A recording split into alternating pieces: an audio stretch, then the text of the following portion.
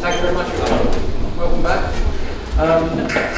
Now, this part of our afternoon is probably the darkest and most sinister part of the symposium, which involves the behaviour of more of the living rather than the dead.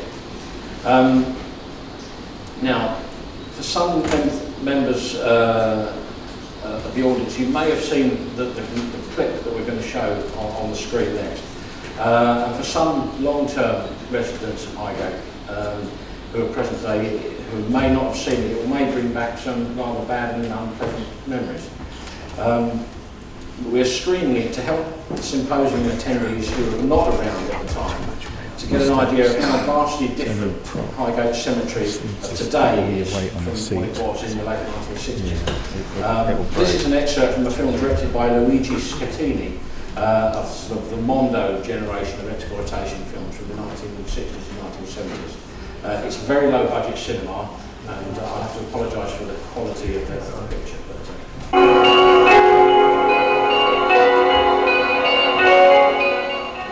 A police call in London.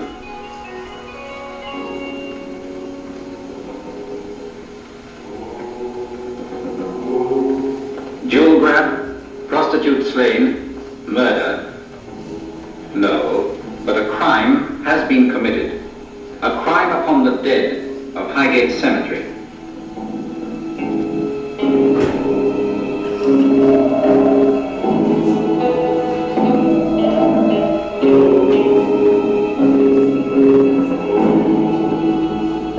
What can the police do? There is one witness, and his lips are sealed. Aching terror or complicity. He just isn't sane.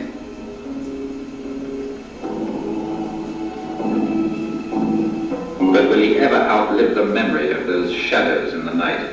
Shadows thrusting back the tombstones, prizing open the coffins, plunging their hands into the mouldering remnants of the dead. The needle-sharp pikes driven through the dusty skeletons. The police see it as public outrage, maniacal necrophilia. But that's not how the unholy writ of demonology describes it.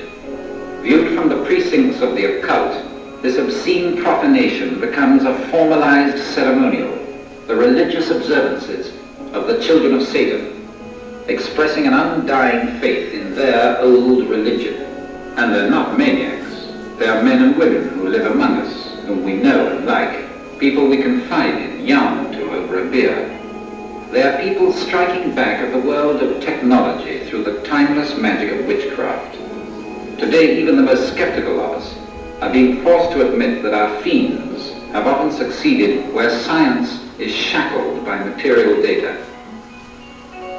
As all good children know, 13th century witches flew to sabbaths on broomsticks, brewed foul potions in cauldrons based on a nourishing stock of the dismembered bodies of newborn babes. Today, thanks to a more liberal and fascinated public attitude, you can meet witches at Speaker's Corner Hyde Park, where even children of Satan are entitled to let off steam, carrying with it perhaps a whiff of brimstone. Meet Eleanor Bone, witch. All you sinners will find out the truth on Judgment Day. Why, wait, you can find out the truth now, dear, at a witch's sermon. We think it's stupid for everyone to have to put up with things as they are, because with witchcraft, your happiness is completely in your hands. That's blasphemy, what you said.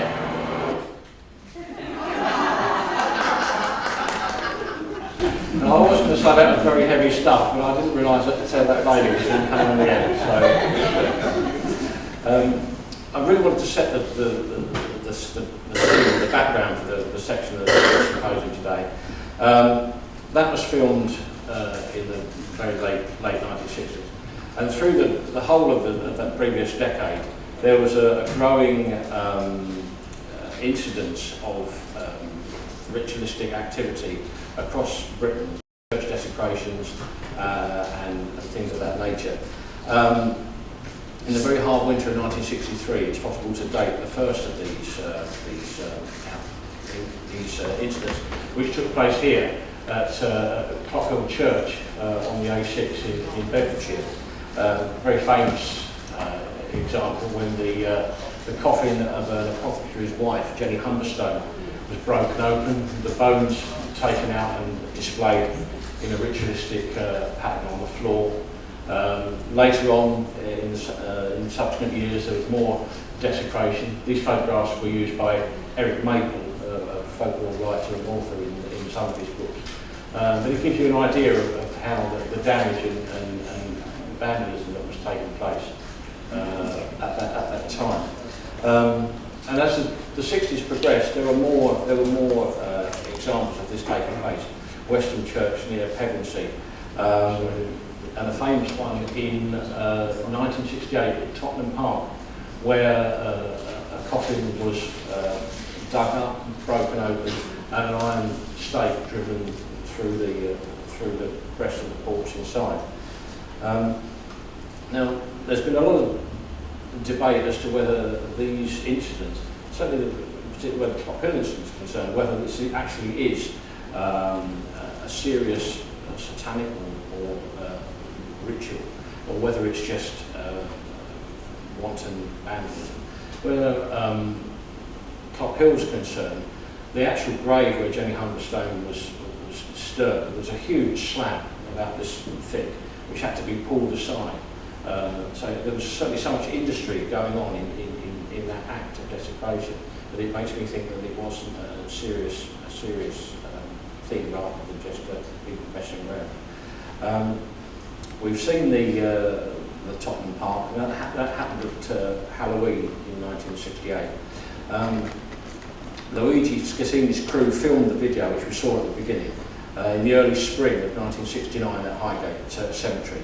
That was an entire year before the vampire flat was to hit the local headlines. I don't know if you noticed that, you may not have seen it, in the Scattini film, there's very much focused on these trail of flowers, petals being trailed along the ground, and that was a similar, very familiar part. Same thing at Tottenham Park. There was a similar, almost like ritualistic way that these flower petals were utilised. We don't actually know whether that scene that was filmed in Highgate was an actual reconstruction by the film crew, or whether it was they'd actually gone there and actually photographed the real desecration. That's not really clear. Now, what we do know in the 1960s is that Highgate Cemetery was being utilised as a source for occult supplies in the form of stolen skulls and other body parts during the period around 1962 at the latest. And in that year, famous war photographer Don McCullin composed this astonishing photograph of a local character, a man he knew by the name of Welch. Now, according to interviews given over the years, Welch was heavily into black magic, and other contemporary sources confirm that he was also involved in a small and highly secretive body-snatching ring operating within both Highgate and Kensal Green cemeteries. So back even in the early 1960s, Highgate Cemetery had become neglected. From this period onwards, we see four very different kinds of vandalism and desecration emerging. You've got body snatching for occult retail purposes, like the Welch. You've got lead thieves breaking into coffins and literally taking away their sell. You've got the use of tombs and vaults within the cemetery by occult groups with markings and debris left behind. And you've got a sort of what we call the Johnny Rotten era of stakings, and that's because there's a passage in this book here, Leiden's autobiography, where he talks about going to Highgate at this period and messing around inside the vaults. So this activity involved stakings of skeletons and desiccated bodies, inspired by what had gone on in the early 70s. Horror films, at least two of which were filmed actually inside Highgate Cemetery. So by the early 1970s, we see the evolution of Highgate Cemetery as very much a Gothic landscape with no rules. And it is against all of this backdrop that we now begin to discuss Highgate and the occult. Now I'd like to welcome to the symposium our three speakers. Anyone of a certain vintage of interest in the paranormal, particularly those who collected the Orbis Parkwork encyclopedia in the early 1980s, which David's just pinched my copy here, but here it is, will be familiar with the work of our first speaker. Based in West Sussex, Charles Walker has been actively involved in investigation of psychic phenomena as well as UFOs and occult activity since the late 1960s. Charles is the founder of the long-established Worthing Occult and Paranormal Society, and he's well known for his investigation of the psychic phenomena and ritualistic practices involving both the ancient Chanctonbury Ring Hill Fort on the South Downs and nearby Clapham Wood. Author of Race with the Devil, an investigation of Satanism and black magic practices in modern day England, and a contributor to Toynbee Newton's influential book, Demonic Connection. Very excited to have Charles with us today to discuss his researches into various aspects of thought in Highgate.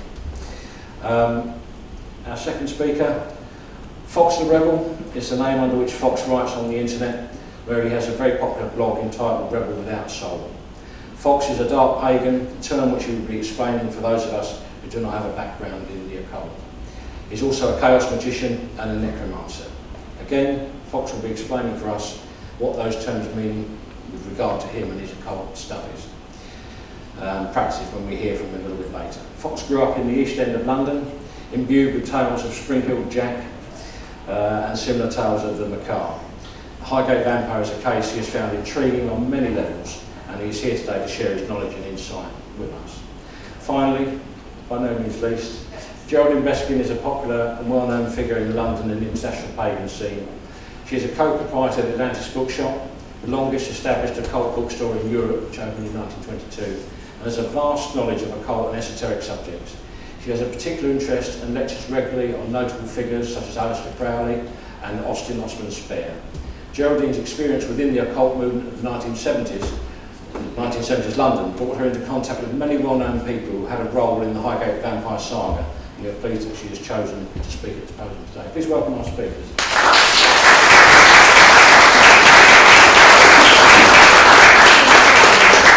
Also taking part in this section is David, and I was going to begin this part with a sort of a little question and answer session with David, just to try and identify some of these terms that that will come up later.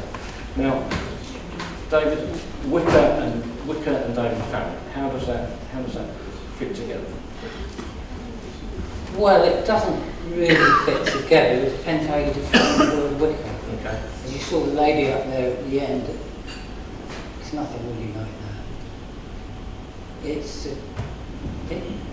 a better name for it is the old religion. Wicca is a sort of modern interpretation of it. I was actually involved in it. My mother was involved in spiritualism. We used to attend a spiritualist church, one in Kentish Town, in Hornsey Road, quite regularly.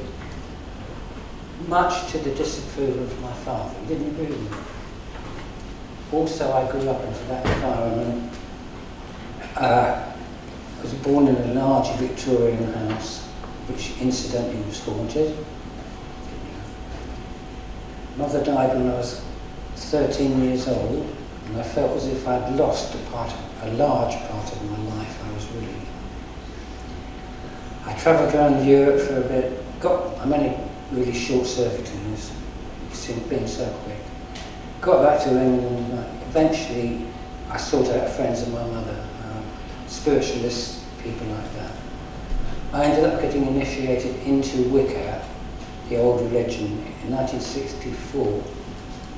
As I said, Wicca, I didn't say this actually, but I will now, is nothing to do with Satanism, and it's nothing to do with black magic. I was going to say that was one thing I'd like to say, there's difference between Wicca and negative magic.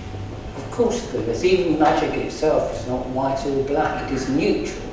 It depends on the intention of human beings who utilise it, who use it. Have I answered your question? You have? No, that's good. Now, I talked a little bit earlier about the formation of the British Occult Society, which you were involved with.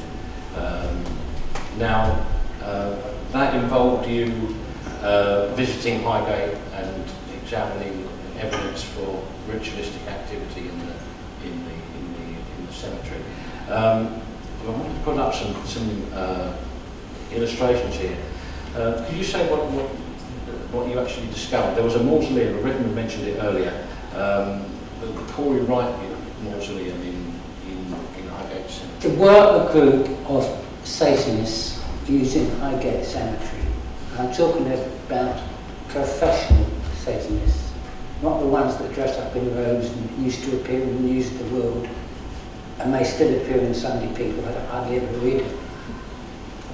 That's what I call theatrical Satanism.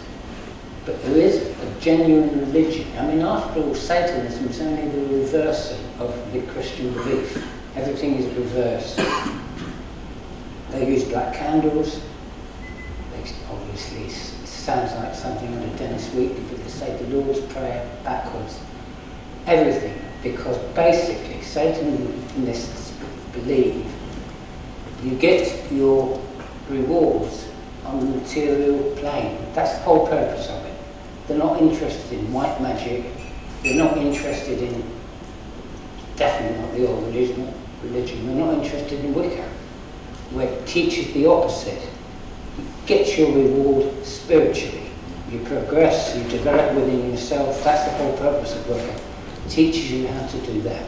Satanism is the reverse of that.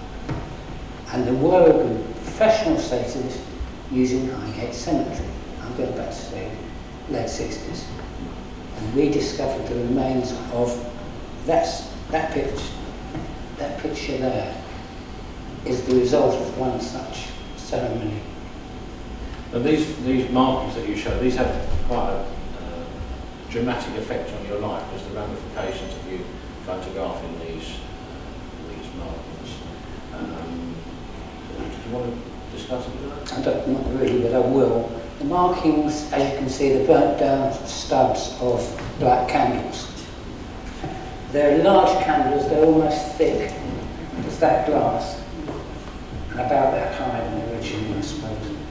And the markings, the wax had melted right over onto the marble floor. And incidentally, there were no coffins in that vault, but it was being used as a small chapel.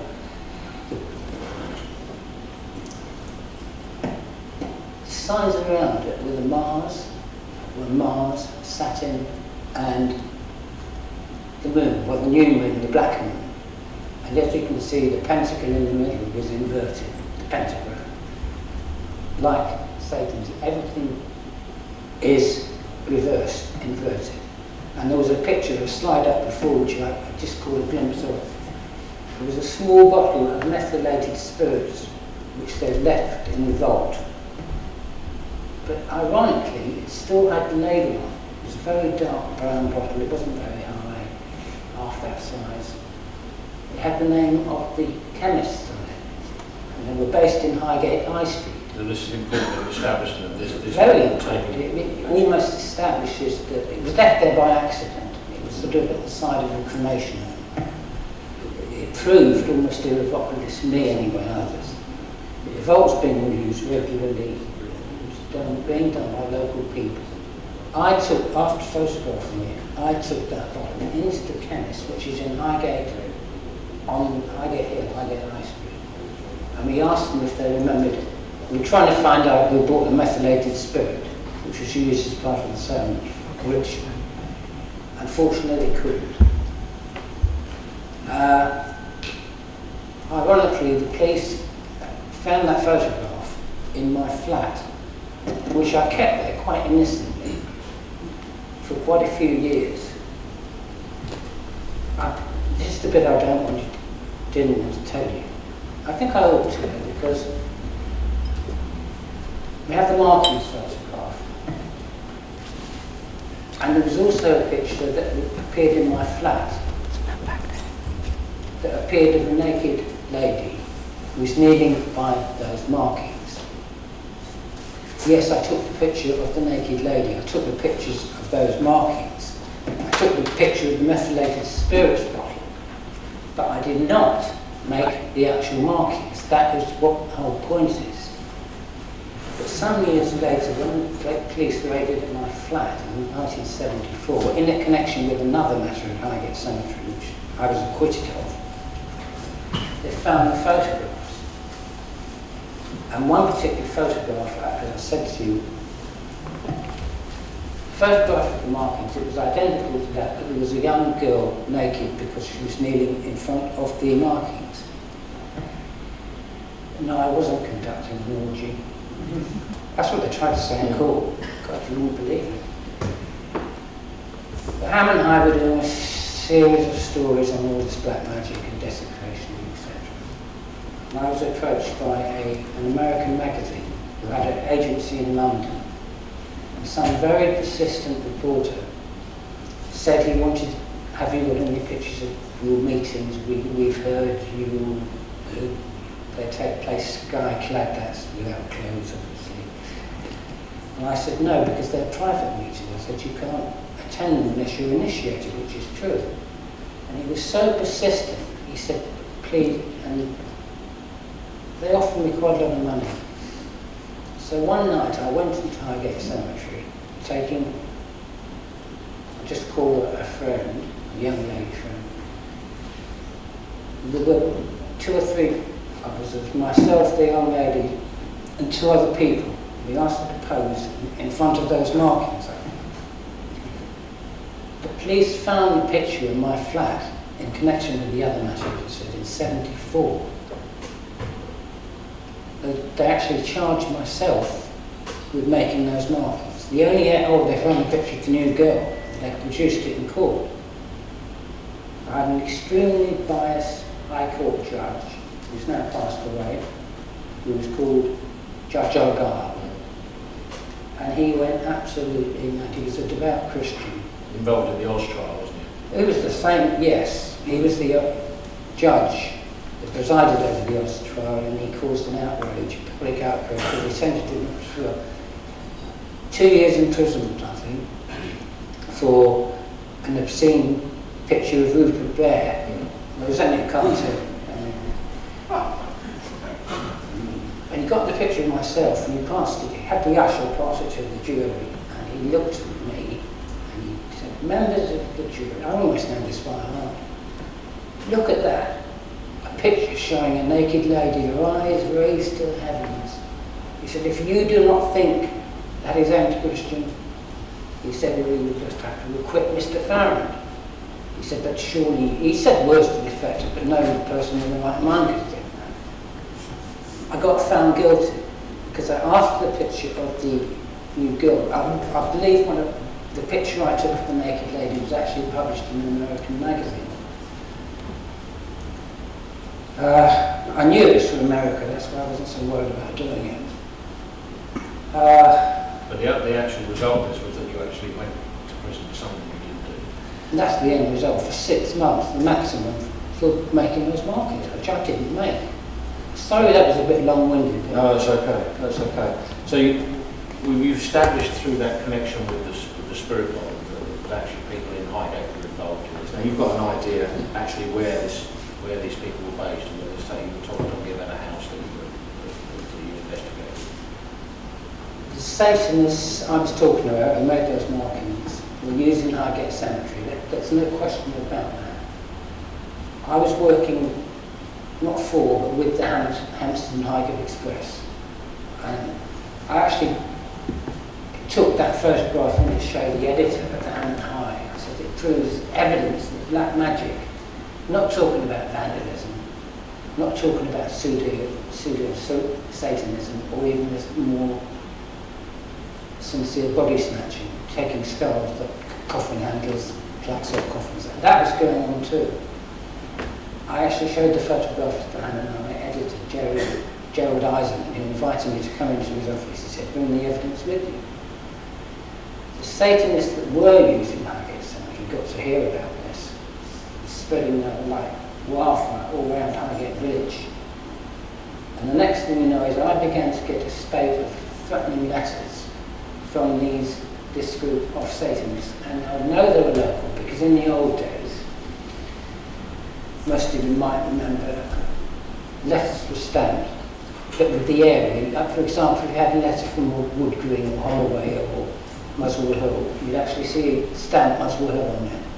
And it was therefore fairly easy to tell that these letters were coming from Southgate, around Muswell Hill, Crouch End, and Barons Green, areas very close to North London. That's what made me conclude that the people responsible were locals.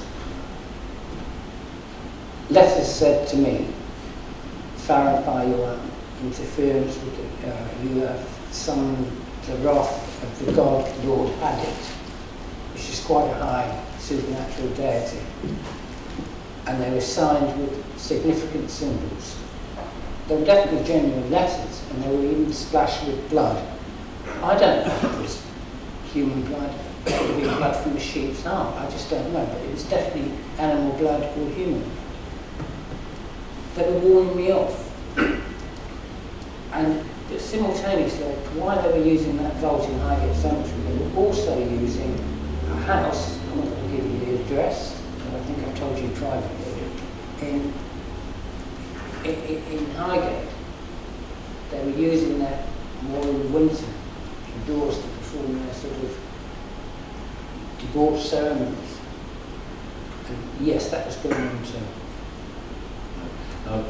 Can I, at this point, bring Charles in, because I know that your researchers have sort of meshed into this, and you've been involved with. I have, because whilst we were doing research and work for Demonic Connection, we've already mentioned, I had contact from a woman that called Mary, protection otherwise, that in 1965, after the death of her mother, she went along to a spiritualist church seeking, some kind of proof that Mum was at peace now and rest and everything else. And she was approached by somebody who said that they could move her on to somebody else that would give her real help, and had to arrange a meeting, which was in Highgate. I mean, initially she said London, we got it down to Highgate in the end with her. She went to this meeting and she was introduced to what she was told was the high priest of this group. They said it was an ordinary couple, so we're sort of talking white magic, Wicca, whatever you like, and that they could provide her with comfort she needed for the death of her mother. Well, as it turned out, it was far from that, because she was told that this was an old religion and it was much more powerful than Christianity, so they were leading her along to thinking she was getting into something, quite nice. However, when she got to know the name of the group, obviously she realised the situation had changed. It was called the Black Cathedral, and they were meeting in a house inside in Highgate. She was explained what she'd have to go through for the ritual. There was sex involved. They were operating skyclad, but that's normal in things like Wicca. She was prepared in a room separately. This is for the initiation. I mean, she went as far as accepting what they said, because they made her believe it was all legit, it was all nice, it was all, perfectly safe.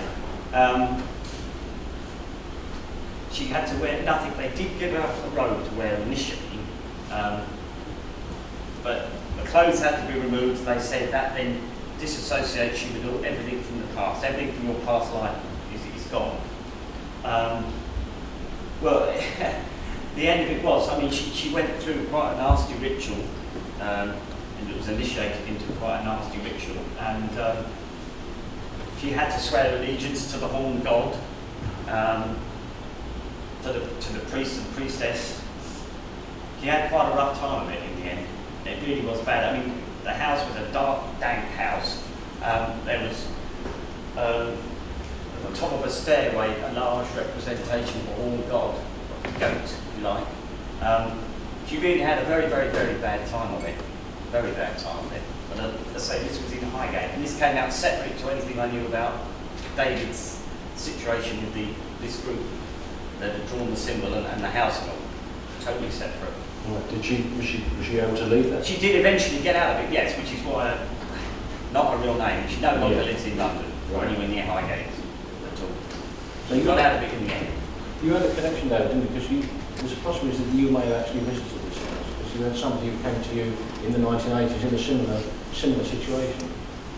Yeah, I knew somebody, there was an Italian girl, and she, I believe this made the national press, and she had a connection, she was attending their meetings, and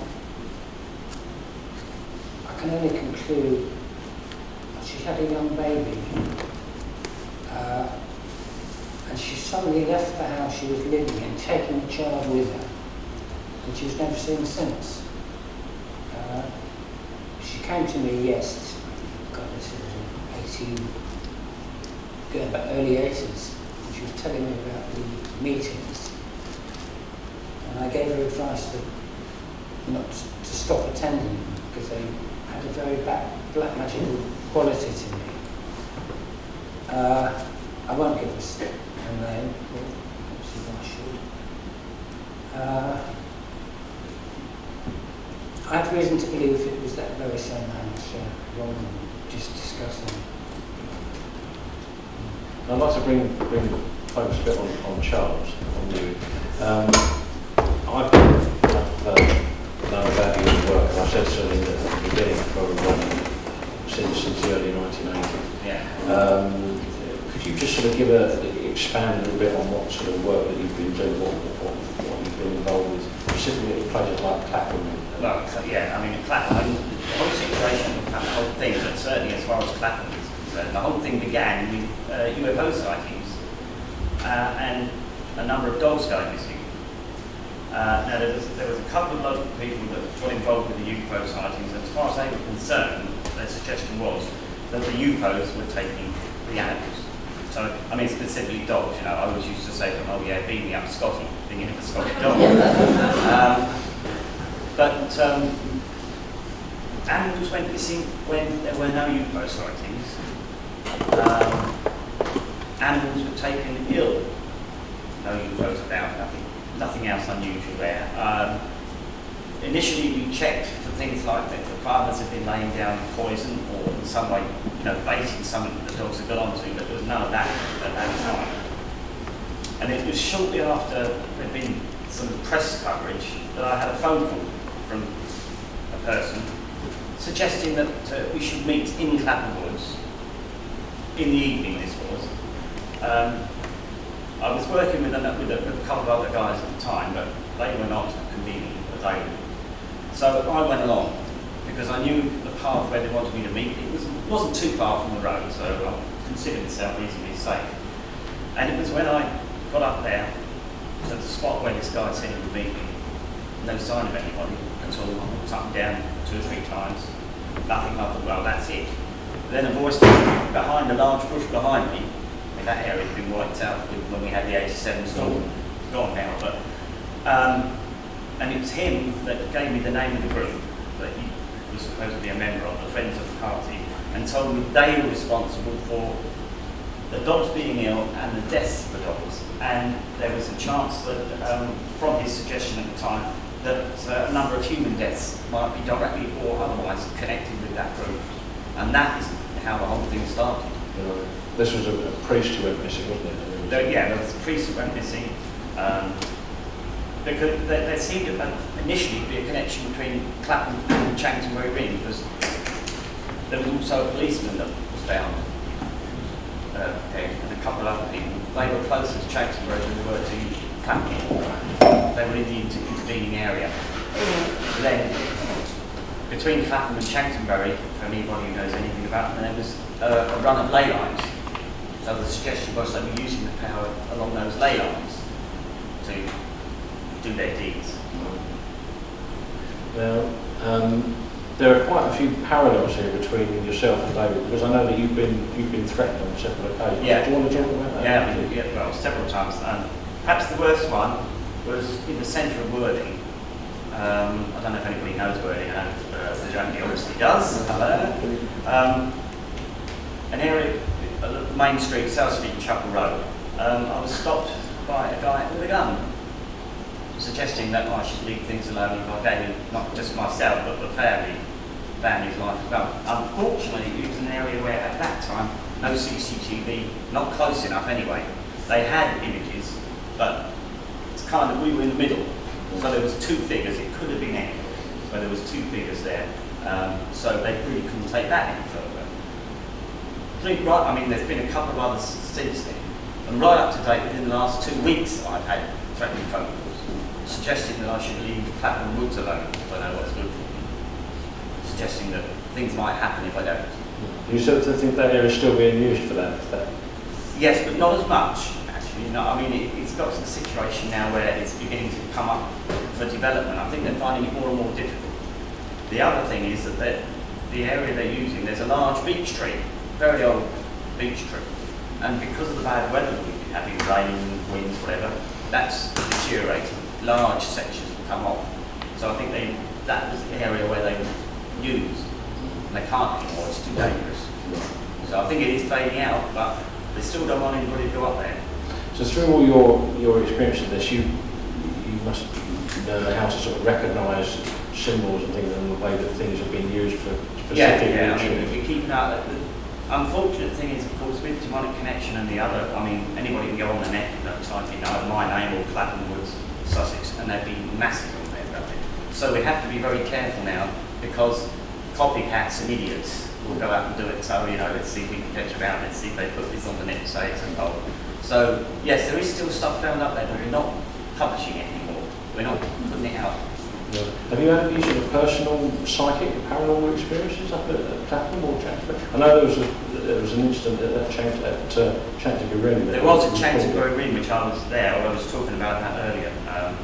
Unfortunately, at the time that happened, we didn't have the nice, inexpensive video cameras we've got now, with the old 8mm or Super 8mm cine cameras, which I couldn't afford at the time.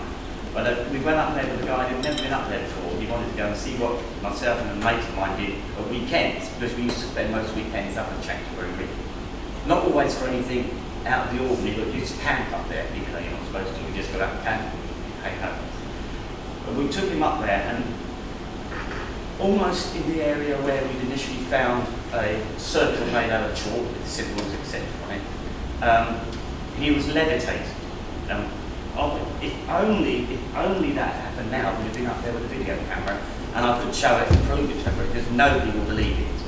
All I have of the incident is the audio, which I don't play to many people now. I mean, nobody, we actually saw him. I mean, I stand up like that. He was on his back, that high off the ground. And that's no life. I do a lie detector on that one. It was like that. And it came down with quite a serious thump. Needless to say, he got it. Prefer not to. But yeah, I suppose it might have lasted about 2 minutes perhaps, but he was up in the air. It seemed like a lifetime to us. But at Clapham, there have been all sorts of... Clapham, yeah, I mean, in Clapham, there's more feelings than anything else in Clapham. We've had a number of people go up there, believers and otherwise, and they've all felt quite a heavy atmosphere, and not a very pleasant atmosphere at times. Not all the time, but at times. I mean, you could go up there, you could take a week and we could go up there 6 days, nothing. The 7th day, you might just get a funny feeling or something like that. You know? It doesn't happen all the time. Do you think that any of these, the sort of magical practices and ritualistic activity that you've seen evidence of, do you think that can affect the energies of the landscape in any way? Yes, definitely, yeah. I mean, they operate in the vicinity of these ley lines.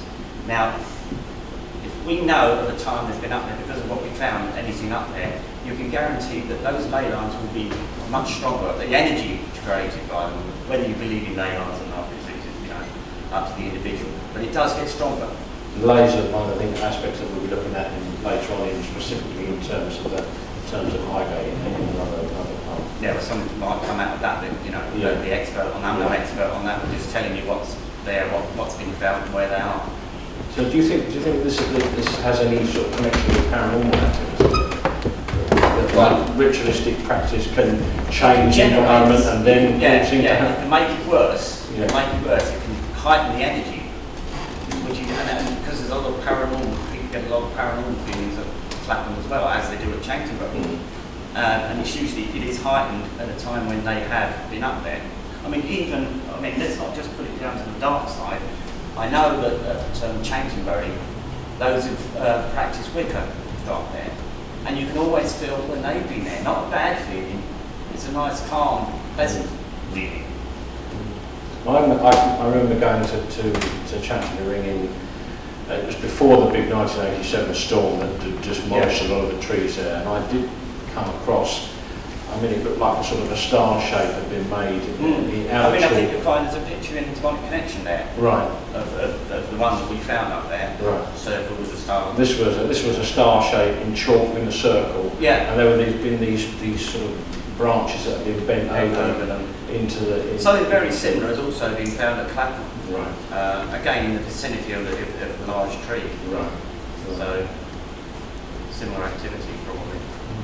So, the question of whether magical practices in natural landscapes can affect the energies of the environment is something that I'm now going to put to our next speaker, Fox the Rebel.